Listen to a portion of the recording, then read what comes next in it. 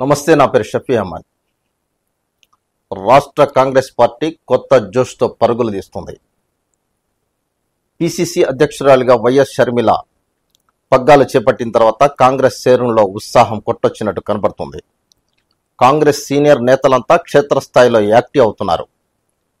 ఈ నేపథ్యంలో పిసిసి ఉపాధ్యక్షుడు కొలనకండ శివాజీ మన స్టూడియోకి వచ్చి ఉన్నారు. రాష్ట్రంలో కాంగ్రెస్ పార్టీ తీరుతెన్ను, అదేవిధంగా రాజకీయ వ్యవహారాలపై ఆయన స్వల్పకాల ముఖాముఖిలో పాల్గొనున్నారు. శివాజీ గారు నమస్తే సార్. నమస్తే సార్. శివాజీ గారు, ఇప్పుడు రాష్ట్ర రాజకీయాలు ఇప్పుడిప్పుడే కొద్దిగా వేడెక్కుతున్నాయి. ఈ నేపథ్యంలో కాంగ్రెస్ పార్టీ పట్ల కూడా రాష్ట్రంలో కొంత సానుకూలమైన వాతావరణం ఏర్పడుతుంది. పిసిసి అధ్యక్షురాలుగా షర్మిల గారు వచ్చిన తర్వాత కాంగ్రెస్ పార్టీ రాష్ట్రంలో ఏ విధంగా పాగా వేయబోతుంది? అసలు రాష్ట్రంలో కాంగ్రెస్ పార్టీకి అసలు దిశానిర్దేశం ఏంటి? షర్మిల గారు ప్రదేశ్ కాంగ్రెస్ కమిటీ నూతన అధ్యక్షురాలుగా ఎన్నికైన తర్వాత మహిళల్లో, కాంగ్రెస్ నాయకుల్లో, అలాగే పేదలో, బడి వర్గాల్లో రాజశేఖర రెడ్డి గారి కూతురు వచ్చింది కాంగ్రెస్ పార్టీకి అని ఒక ఆలోచన ప్రారంభమైంది. ప్రధానంగా ఇప్పుడున్న రాష్ట్ర రాజకీయ ముఖ చిత్రం మీద ప్రధానమైన నాయక త్రయం జగను, పవను, చంద్రబాబు నాయుడు గారి కన్నా కూడా ఈవిడ వార్తని ప్రజెంటేషన్ చేయడంలో ప్రజలకు హత్తుకునేలాగా బ్రహ్మాండంగా మాట్లాడగలుగుతుంది. అది ప్రజల్ని ఆలోచింపజేస్తుంది. కథవా నాయకులందరూ ఇంతకాలం రీడర్గానే ఉన్నారు తప్ప రాజకీయ ముఖ చిత్రం మీద ఈవిడలాగా లీడర్గా ప్రజెంటేషన్ చేయడంలో వాళ్ళు వైఫల్యం చెందారు. అది మాకు ప్రధానమైన విషయం. ఏ విషయాన్నైనా సరే అరటిపండు ఒలిచి చెప్పినట్టు చక్కగా కాంగ్రెస్ పార్టీ విధానాలు, రాష్ట్రానికి కాంగ్రెస్ వస్తే జరిగే మేళ్లు, ఆంధ్రప్రదేశ్ ప్రజానీకంతో కాంగ్రెస్కు ఉన్న అనుబంధం, తన తండ్రితోటి ఈ రాష్ట్రానికి ఉన్న అనుబంధం, తన తండ్రి సోనియా గాంధీ, రాహుల్ గాంధీ కలిసి ఈ రాష్ట్రాన్ని అభివృద్ధి చేసిన అంశాలు చాలా చక్కగా కొట్టొచ్చినట్టు చెప్తా ఉంది. అది మాకు ఈ ఎన్నికల్లో ఇప్పుడు గట్టిగా మేలు చేస్తుందని మేము ప్రగాఢమైన విశ్వాసం, నమ్మకం ఉంది. శివాజీ గారు, ఇప్పుడు కాంగ్రెస్ పార్టీకి సుదీర్ఘమైనటువంటి రాజకీయ చరిత్ర ఉంది. దాదాపుగా 100 ఏళ్ల పైబడ్డ చరిత్ర ఉంది.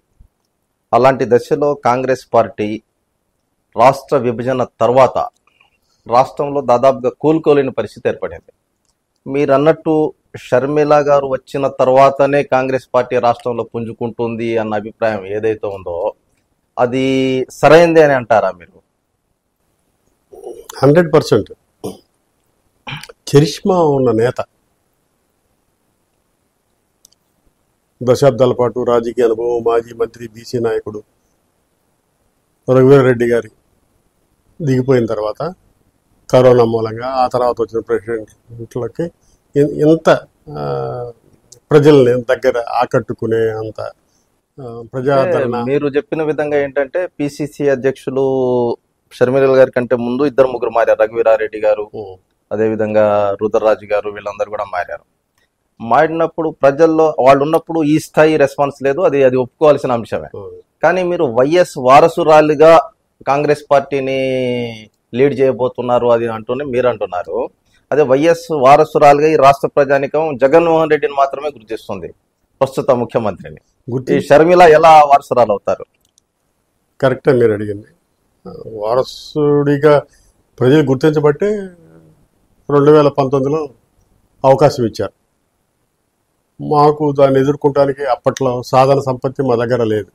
మా మీద ఒక నింద మోపారు, అడ్డంగా చీల్చింది కాంగ్రెస్ పార్టీ రాష్ట్రాన్ని చీల్చింది. వీళ్ళందరూ లెటర్లు ఇచ్చారు, వీళ్ళందరూ ఇచ్చిన తర్వాత ఆఖరిగా సిడిబిల్సి చెప్పింది అన్న అంశాన్ని మరుగున పొట్టువి మా విధంగా ప్రజల్ని మోసం చేసి మేము వస్తే చంద్రుడిని తీసుకొచ్చి ఇక్కడ పెడతాం అని చెప్పి రకరకాల హామీలన్నీ ఇచ్చి అధికారంలోకి వచ్చారు.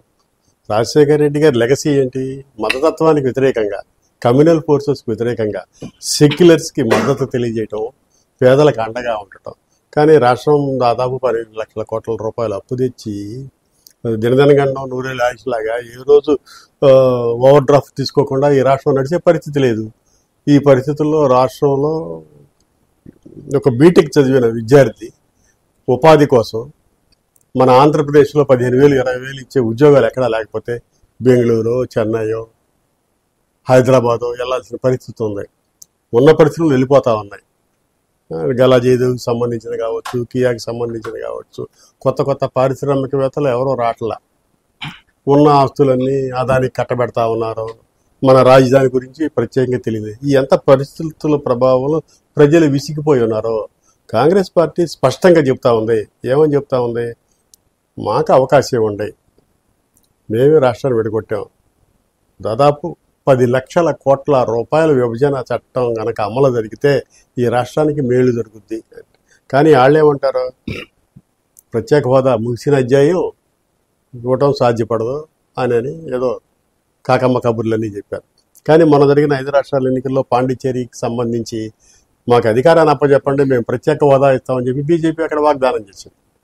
ఛత్తీస్గఢ్లో ఏముంది? విశాఖ ఉక్కు ఫ్యాక్టరీ లాంటి ఒక ఫ్యాక్టరీ ఉంది. లేదు ప్రైవేటీకరణ చేయవు, ఇది ప్రభుత్వ రంగంలోనే ఉంటుందని. కానీ ఇక్కడ మాత్రం ప్రత్యేక హోదా ఇవ్వరు, విశాఖపట్నాన్ని ప్రైవేటీకరణ చేస్తారు.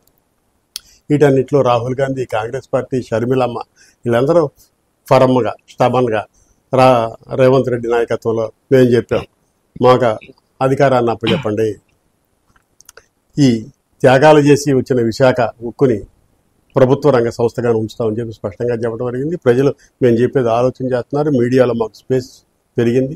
ఇప్పుడు ఉన్న ప్రాంతీయ పార్టీలన్నీ కూడా సొంత మీడియా ఛానల్స్ని పెట్టుకొని ఆడ ప్రచార పటోటాపాలో గజకర్ణ గోకర్ణ విద్యలకు ఎక్కువ ప్రచారం ఇస్తూ ఉన్నారు తప్ప కాంగ్రెస్కి సరైన స్పేస్ ఇవ్వట్లేదు. అక్కడ మాకు లోపం కనపడతా ఉంది. ఏదేమైనా రేపొద్దున సిడబ్ల్యూసీ సమావేశం జరుగుతూ ఉంది. షర్మిలమ్మ డైరెక్ట్గా అంతకుముందు ఏ నాయకుడు కూడా 10 జన్ 24 అక్బర్ రోడ్తో డైరెక్ట్ టంకాలు కలిపి ఎస్టీడీ కలిపి మాట్లాడే లేదు. కానీ ఇప్పుడు రాజశేఖర రెడ్డి గారి కూతురుగా ఆవిడకి ఇంపార్టెన్స్ ఉంది. ఎట్టి పరిస్థితుల్లోనూ ఆవిడ ఈ రాష్ట్రంలో కాంగ్రెస్ పార్టీని అధికారంలోకి తీసుకొచ్చుంది. రేపొద్దున 2024 ఎన్నికలకి మేము బ్రహ్మాండమైన మా ప్రాతినిధ్యాన్ని అక్కడ చూపించే దానికోసం మా కాంగ్రెస్ శ్రేణులు, మా సీనియర్ నాయకులు రఘువీరారెడ్డి గారు కానీ, కేవీపీ రామచంద్రరావు గారు కానీ, కొప్పుల రాజు గారు కానీ, గిడుగు రుద్రరాజు గారు కానీ, పల్లం రాజు గారు కానీ అనేక మంది నాయకులు. ఇప్పుడు శివాజీ గారు మీరు అన్నట్టు ఇప్పుడు ప్రత్యేకించి రాష్ట్ర పరిస్థితుల నేపథ్యంలో కాంగ్రెస్ పార్టీ నిన్న విశాఖపట్నంలో జరిగిన సభ బట్టి చూస్తే కేవలం 25 ఎమ్మెల్యే సీట్లు వస్తే చాలు, అదేవిధంగా 5 ఎంపీ సీట్లు వచ్చే చాలు అన్న పరిస్థితుల్లోనే ముందడుగు వేస్తున్న పరిస్థితి కనపడుతుంది మనకి. ఈ నేపథ్యంలో ఈసారి అధికారంలో రావటం అనేది అంత సాధ్యమైన అంశమేనా? అది మేము ఆ ఫిగర్ కనుక రీచ్ అయితే డిసైడింగ్ ఫ్యాక్టర్ ఏ ప్రభుత్వం అధికారంలో ఉండాలని చెప్పి కీ రోల్ పోషించడానికి అవకాశం ఉంటుంది. ఒకేసారి మా దగ్గర అంత సాధన సంపత్తి లేకపోవచ్చు. 2024కి మేము అధికారంలో రాకపోయినా మేము అంటే మీరు కీలకంగా పోతున్నారని అనుకుంటున్నారా మీరు? అంటే కాంగ్రెస్ పార్టీ ఈ విధంగా తప్పకుండా బడుగు బలహీన వర్గాలకి బ్రహ్మాండంగా 60-70% సీట్లు ఇస్తా ఉంది. ఎప్పుడు రానప్పుడు 1978లో కాంగ్రెస్ పార్టీ అధికారంలోకి వచ్చిందని ఆ రోజు ఎవరు అనుకోలే. కానీ బ్రహ్మాండంగా బడుగు బలహీన వర్గాలందరికీ సీట్లు ఇచ్చిన వాళ్ళందరూ ఎమ్మెల్యేలు అయ్యారు, ప్రభుత్వాన్ని ఏర్పాటు చేశాం. అటువంటివే ఇప్పుడు ఉంది. ఇప్పుడు మీరు అన్నట్టు ఇంకోటి శివాజీ గారు, ఇప్పుడు రాష్ట్రంలో 2 స్పష్టమైన ధృవాలు కనపడుతున్నాయి. ఒకటి, ముఖ్యమంత్రిగా వైఎస్ఆర్సీపీ అధ్యక్షుడిగా జగన్ ఒకవైపు పూర్తి స్థాయిలో ఆయన 175 నియోజకవర్గాలకు అభ్యర్థులు ప్రకటించి ఆయన ముందుకెళ్తున్నారు. అదేవిధంగా ఎన్డీఏ కూటమిలో బీజేపీ, తెలుగుదేశం, జనసేనతో ముందుకెళ్తుంది. ఈ నేపథ్యంలో కాంగ్రెస్ నుంచి ఇండియా కూటమి ఒక స్పష్టత ఇంతవరకు రాలేదు కదా. ఏ విధంగా దీన్ని రీచ్ కాబోతున్నారు? ఇప్పుడు ఇండియా కూటమిలో ఎవరున్నారు, ఏ పార్టీలు ఉన్నాయి, అసలు సీట్ల విభజన ఎలా జరిగింది అన్నది ఇంతవరకు క్లారిటీ లేదు అసలు ఆ విషయాలు. మాకు స్పష్టమైన రోడ్ మ్యాప్ ఉంది.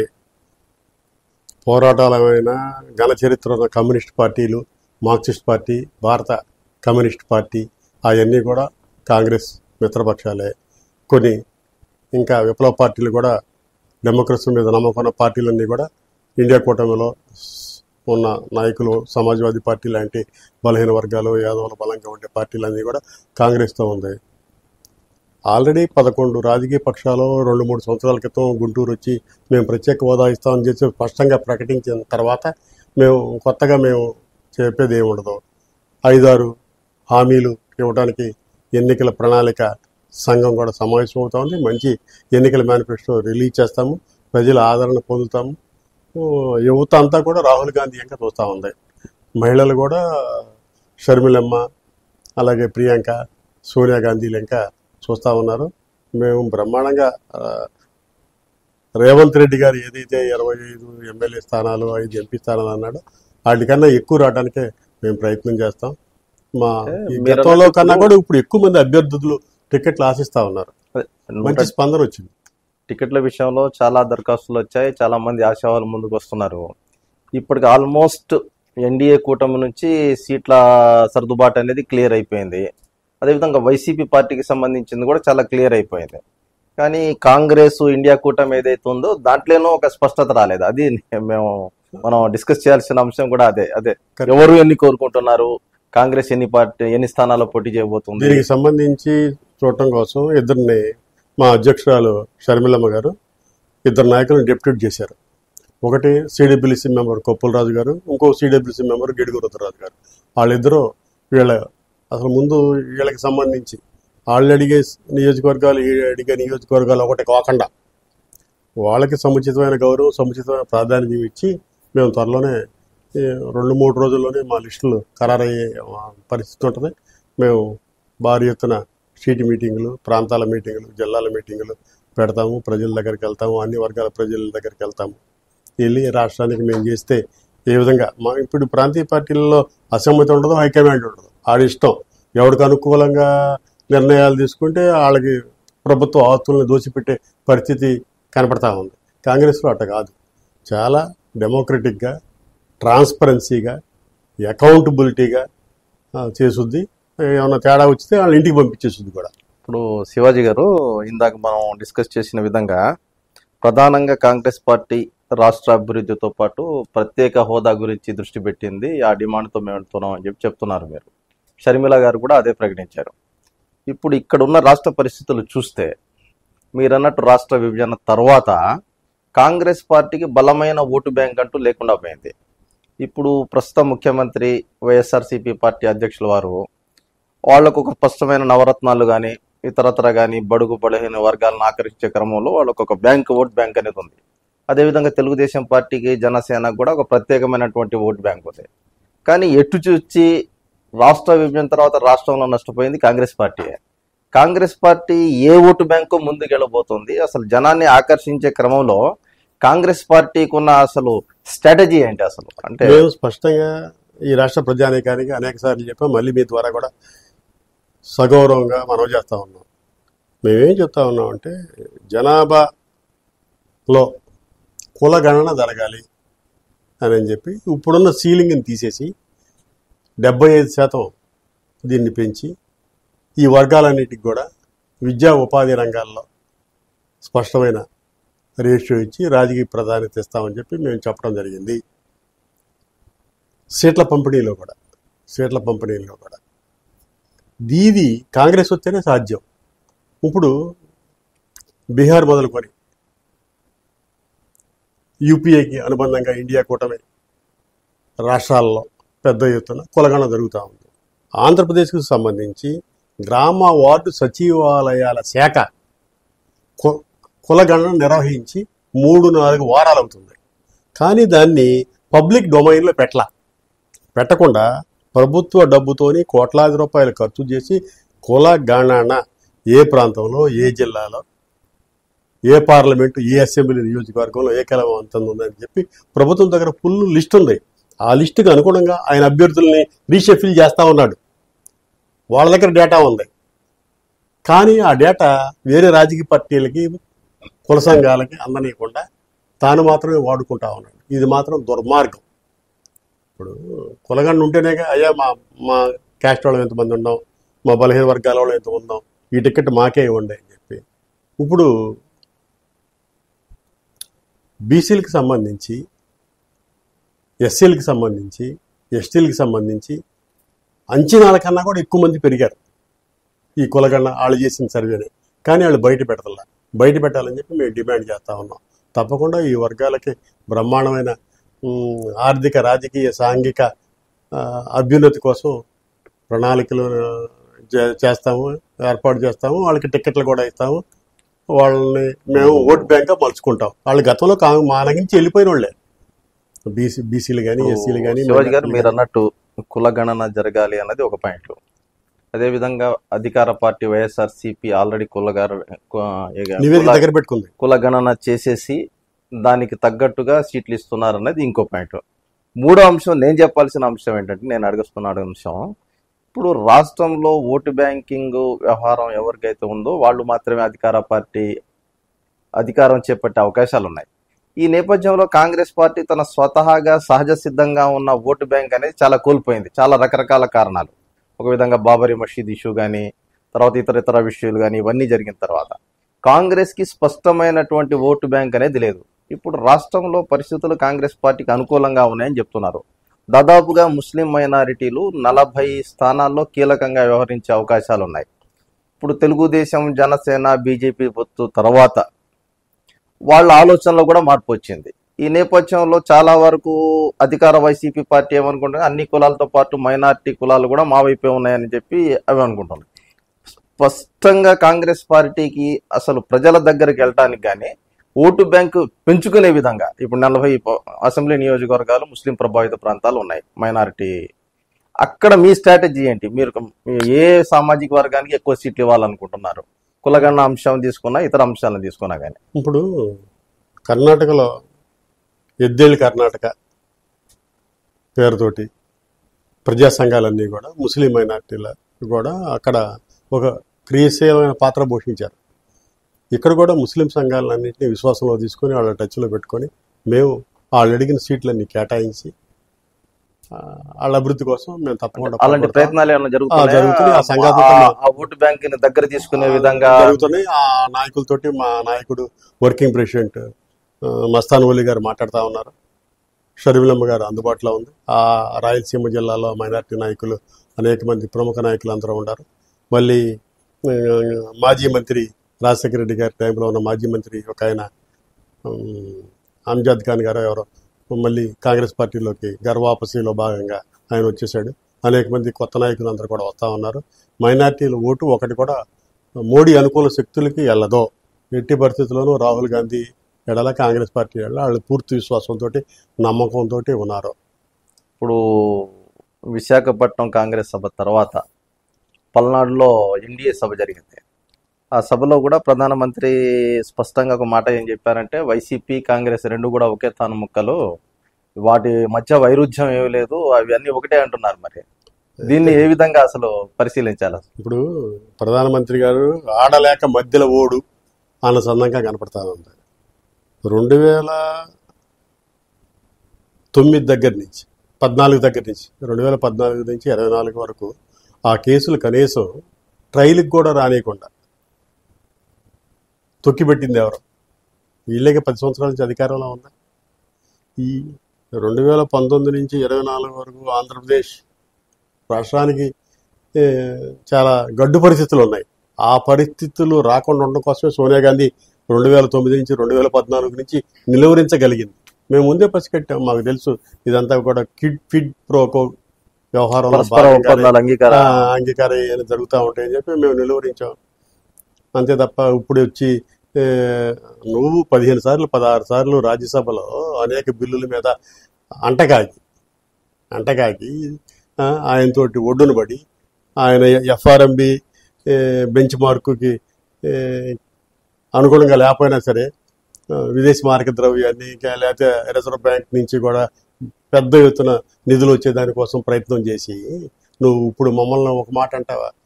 ఇప్పుడు నిన్న మీటింగ్లో అధికార పార్టీని ముఖ్యమంత్రిని ఒక మాట అలా కేవలం మంత్రులు అవినీతిపరుడు అని చెప్పి ముఖ్యమంత్రి అన్నాడు తప్ప అమిత్ షా వచ్చాడు, రాజ్నాథ్ సింగ్ వచ్చాడు, నడ్డా వచ్చాడు, ఆ పార్టీ రాష్ట్ర అధ్యక్షురాలు పురంధరేశ్వరి గారు పుస్తకాలు తీసుకెళ్లి ఈ రాష్ట్ర ప్రభుత్వం ఏ విధంగా ఇసుక మైను వైన్లో ఏ విధంగా దోపిడీ చేస్తుందో చెబుతా ఉన్నాడు. అనేక రాష్ట్రాల్లో సిబ్బు సోరెన్, కేజ్రీవాల్ వీళ్ళందరి మీద, ప్రతిపక్ష నాయకుడు బఘేల్ వీళ్ళందరి మీద పడుతున్న ఈడీ, సిడి, ఈబీఐ ఇవన్నీ ఈ రాష్ట్ర ప్రభుత్వం మీద ఎందుకని పడతలేదని చెప్పి మేము అడుగుతా ఉన్నాం. అవినాష్ రెడ్డిని రక్షిస్తూ ఉన్నారు, అందరు రక్షిస్తూ ఉన్నారు. ఇప్పుడు వచ్చేసి తగుదునమ్మా అని ఇంకేముంది ఆ రెండు కలిపి ఒకటి అంటే జనం నమ్ముతారా? షర్మిల రాజీ లేని మడమ తిప్పని పోరాట నాయకురాలు, తండ్రి వారసత్వాన్ని ఇప్పుడు పుచ్చుకుంది. రాజశేఖర రెడ్డి గారు ఒకటే మాట చెప్పాడు, ఆయన చనిపోయే ముందు రాహుల్ గాంధీ ప్రధానమంత్రి చేయటమే నా ఆశయం అని చెప్పాడు. ఆశయం కోసం ఆవిడ కాంగ్రెస్లోకి వచ్చింది. దానికోసం ఆవిడ కష్టపడతా ఉంది. రాష్ట్రం అంతా తిరుగుతూ ఉంది. కష్టాలు నష్టాలు ఆవిడ మీద వ్యక్తిగతంగా ఆ పార్టీ ట్రోల్ చేస్తూ ఉంది. ఇవన్నీ ప్రజలంతా గమనిస్తూ ఉన్నారు. సునీతమ్మకి ఏ విధంగా ఈ అమ్మాయి అండగా ఉందో ఎంత గమనిస్తూ ఉన్నారు రాష్ట్ర ప్రజాక. ఇప్పుడు వచ్చేసి నువ్వు గుడ్డగాల్చి మోకానేసి వీళ్ళంతా ఒకటే అంటే జనం నమ్మే పరిస్థితి లేదు. మీరంతా ఒకటే. జగన్మోహన్ రెడ్డి, పవన్ కళ్యాణ్, బాబు, మోడీ మీరంతా ఒకటే. కానీ కాంగ్రెస్ వేరు. మేము ఇప్పటికీ చెప్తున్నాం, ఆంధ్రప్రదేశ్ ప్రత్యేక హోదా కట్టుబడి ఉంది. ఆంధ్రప్రదేశ్ యొక్క ఆర్థిక అభివృద్ధి కాంగ్రెస్తోనే సాధ్యమని మేము చెప్తా ఉన్నాం. అరే విశాఖ జోన్కి డబ్బులు ఇవ్వలేదు, రైల్వే లైన్కి డబ్బులు ఇవ్వలేదు, పోర్టులకు డబ్బులు ఇవ్వలేదు, నువ్వు అడగలేవు. తెలంగాణ సంబంధించిన ఆస్తుల పంపకంలో నీ పాత్ర ఏమీ లేదు. ఇప్పుడు వచ్చేసి నేను అభివృద్ధి చేస్తాను ఏం చెప్తావు? రాష్ట్రానికి రాజధాని ఎక్కడో తెలియదు. ఇవన్నీ ప్రజలు ఆలోచించలేరా? ఆస్తులు ఏమో తెగ నమ్ముకుంటా ఉన్నారు. అంతకుముందు కోట్ల రూపాయలు ఖరీదు చేసే ఆస్తులు ఇప్పుడు లక్షల రూపాయలకి తగ్గించి అమ్ముకుంటా ఉన్నారు. రాష్ట్రం ఇంత అంధకారం అయిపోతా ఉంది. తన అనుకున్న వాళ్ళకి ఫుల్గా దోచి పెడతా ఉన్నారు. ఇవన్నీ ప్రజలకు తెలుసు. మేము ఆరోపణలు చేయట్లా. ఈ 5 సంవత్సరాలు ఈ 10 సంవత్సరాల్లో బాబు కేంద్రం నుంచి ఏం తేలా, జగన్ బాబు ఏమి తేలా, ఈ రాష్ట్రం ఎట్టా జరుగుతూ ఉంటుంది. రాజశేఖర రెడ్డి గారు ప్రత్యేకంగా చెప్పాడు. ఏం చెప్పాడు? 12వ finance commission, 12th finance commission Kakinada దగ్గర పడిన గ్యాసు సహజ వాయుల్లో 50% రాష్ట్రానికి వాటా ఇవ్వాలని చెప్పాడు. కోట్లాది రూపాయలు ఆయిల్, గ్యాసు ఇవన్నీ కూడా గుజరాత్ తరలిపోతా ఉన్నాయి. మన భూములు కుంగిపోతున్నాయి. మనకేమో ఆదాయం వచ్చే మార్గాలు లేవు. అన్నీ అమ్ముకుంటున్నారు. సిఆర్డి ఆఫీస్ అమ్ముకున్నారు, భవానీ ఐలాండ్ అమ్ముకున్నారు. ఇప్పుడు శివాజీ గారు మీరు చెప్పినట్టు చివరిలో విషయం ఏంటంటే, నిన్న ప్రధాని నరేంద్ర మోడీ గారు స్పష్టంగా చెప్పారు, ఎన్డీఏ అధికారంలో రాబోతుంది, దేశవ్యాప్తంగా వస్తుంది, అదేవిధంగా ఆంధ్రప్రదేశ్లో కూడా అధికారంలో వస్తుంది అంటున్నారు. మీరు ఇంకో పక్క ఏం చెప్తున్నారు? 25 సీట్లు మాకు వస్తాయి, 5 ఎంపీ సీట్లు మాకు వస్తాయని చెప్తున్నారు. మేము కీలకం కాబోతున్నాం మీరు చెప్తున్నారు. ఒకవేళ ఇలాంటి మీరు కీలకమైన రోల్ ప్లే చేసే పరిస్థితుల్లో రానున్న రోజుల్లో మీరు కాంగ్రెస్ పార్టీ కానీ ఇండియా కానీ 25 ఎమ్మెల్యే సీట్లతో 5 ఎంపీ సీట్లతో ఎన్డీఏ వైపు ఉంటారా, లేకపోతే వైఎస్ఆర్సీపీ కాంగ్రెస్ వైపు ఉంటారా? కీలక పాత్ర పోషించాలి కదా మీరు కాంగ్రెస్ పార్టీ పరంగా. మేము సొంత నిర్ణయాలు ఏమి ఉండవండి. మేము దేని కింద పనిచేస్తున్నాం? కాంగ్రెస్ పార్టీ కింద ఇండియా కూటమి కాంగ్రెస్ పార్టీ ప్రయోజనాలనే రాష్ట్రంలో ఎజెండాగా అమలు చేస్తాం తప్ప ఎన్డీఏ కూటమిలో మేము పొరపాటు కూడా ఉండవు. అంటే బయట నుంచి మద్దతు తెలపటం అసలు అట్లా మాకు ఒక అబ్జర్వర్ ఉంటాడు, ఒక డెమోక్రటిక్. అలాగే వైఎస్ఆర్సీపీ ఒకవేళ అలాగా ఒక పార్టీగా తక్కువ అయితే దానికి సపోర్ట్ చేసే పరిస్థితులు ఏమైనా ఉంటాయా? ఇప్పుడు అసలు అది ఇప్పుడు ఉత్పన్నం కాదు. ఎన్నికల అనంతర పరిస్థితిలో మేము కాంగ్రెస్ తోనే ఉంటాం. కాంగ్రెస్ ప్రయోజనాలు కాపాడతాం అంతే తప్ప ఏ ప్రభుత్వంలో మేము చేరాం. దాదాపుగా ఇటు ఎన్డీఏలో చేరరు, అటు తర్వాత ఈ వైఎస్ఆర్సీపీ ప్రభుత్వాన్ని మద్దతు ఇచ్చే అవకాశాలు కూడా ఏమన్నా ఉంటారు? మీరు తటస్థంగానే ఉంటాం. మేము కాంగ్రెస్ ఎజెండాని, ఈ రాష్ట్ర అభివృద్ధి అంతే తప్ప మేము వాళ్ళ పంచం చేరడం, వీళ్ళ పంచం చేరడం అట్ట ఏమి ఉండదు. ధన్యవాదాలు శివాజీ గారు. రాష్ట్రంలో కాంగ్రెస్ పరిస్థితి, అదేవిధంగా కాంగ్రెస్ పార్టీ ఏ విధంగా ముందడుగు వేయబోతుంది, అదేవిధంగా రానున్న ఎన్నికల్లో కాంగ్రెస్ పార్టీ ఎటువంటి క్రియాశీలక పాత్ర పోషిస్తుందా అన్న అంశాలపై పిసిసి ఉపాధ్యక్షుడు కొలనికొండ శివాజీ గారు చక్కటి విశ్లేషణ ఇచ్చారు. వారికి ధన్యవాదాలు. నమస్కారం. నమస్తే.